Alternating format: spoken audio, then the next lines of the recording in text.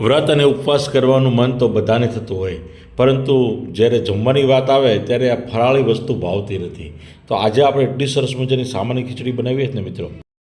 ઉપવાસ કરવાના હોય કે ન કરવાના હોય, પણ તમે સામાન્ય ખીચડી તો બનાવશો જ. તે એટલી બધી સરસ અને ટેસ્ટી ખીચડી બને છે. આનો પૂરેપૂરો ડિટેલ વિડીયો પણ મારી ચેનલ પર મળી જશે. શોર્ટ વિડીયોમાં પણ તમે આ સામાન્ય ખીચડી બનાવતા શીખી જશો. તો વિડીયો પૂરેપૂરો જોઈ લેજો, ક્યાંય સ્કીપ નહીં કરતા. અને એમાં આપણે સામામાં દહીં, સામો, દૂધી અને આપણે બટાટાનો બિલકુલ ઉપયોગ નથી કરવાનો. અને ખૂબ જ સરસ મજાનો વઘાર કર્યો છે.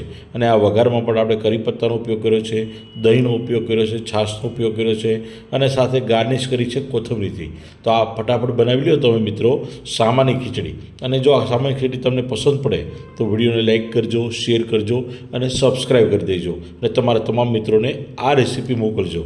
તો પૂરેપૂરો વિડીયો ફરી એકવાર તમે જોઈ લો અને બનાવી લો સામાન્ય ખીચડી. જય હિન્દ, જય જય ગરવી ગુજરાત.